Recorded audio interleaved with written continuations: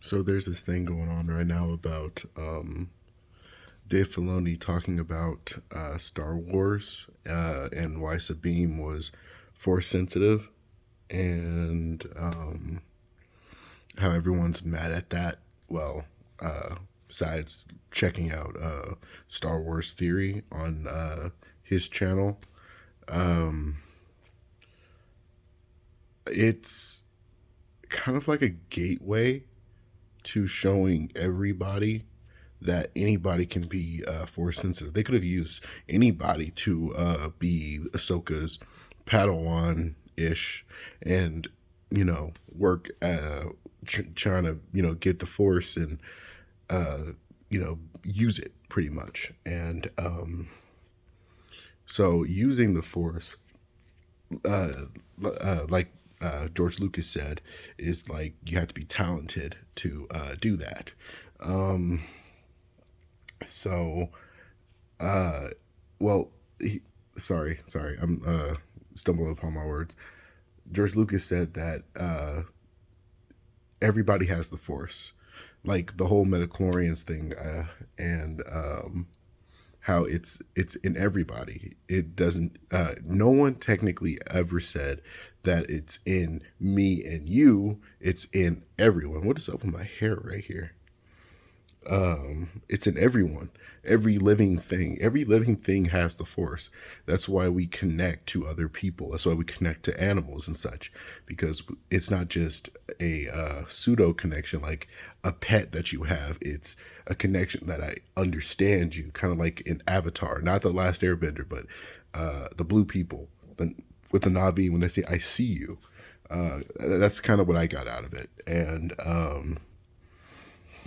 so, excuse me, understanding the other side of the argument of, oh, she's a Mandalorian, she focuses more on fighting and not as force sensitive and stuff like that. But if you ever watch Rebels, her whole entire like being is to be more than just her heritage, which is being a Mandalorian. She was also an Imperial. She was also an artist. She's also a rebel. She's also been trained by Kanan Jarrus, who was also a Jedi Knight.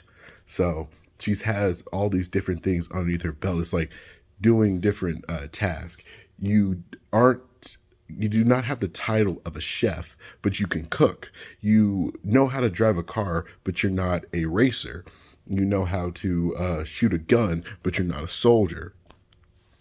So you can have the skills to and work hard to get to use those as your own talent. So the force is the same way. It's just some people are talented in it, like like uh like how Goku can use the Kamehameha right away, but other people had to train to use the Kamehameha, like Master Roshi. He may have created it, but he didn't perfect it until he was much older in his life. While Goku, who's more naturally gifted in combat and more naturally gifted in using his energy, could use the Kamehameha right away.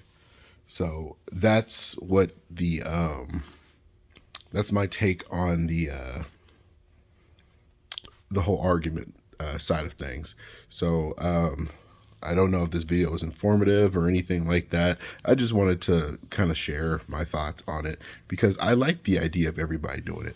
But I know it just means that everybody's not special anymore. That's what the biggest situation that everybody has in the back of their head. They may not say it, but that's what it is. It's like being a Spartan in Halo. In Halo, you got Spartans, you've got ODSTs, and you've got Marines. But now everybody who signs up for the military is a Spartan in later Halo games and stuff. So you got the Spartan 4s who all have Spartan outfits, and they're pretty much just basic people, while Spartan 1s and 2s were practically, Spartan 2s were kidnapped and then turned into super soldiers. And that's the romanticized story that everybody's going through. Everybody wants to have that romantic ideal of everything. Then, yeah, I do too. But only if the story tells a better story. Like I don't mind being a Spartan. I want to be a Spartan. So if being a Spartan 4 and being a Spartan, I mean, getting the armor and stuff is what I am, then I am. You can call me whatever, but it's my actions that make me a Spartan, not just the romanticized story movie that you would want that to be. The romantic book and romantic movie, romantic TV show that you have seen this, oh my gosh, I would love to have that person in real life. Now that everybody's got the same idea, it doesn't feel as special. But the thing is, that shouldn't stop you from being who you are. So at the end of the day, I'm also a Jedi.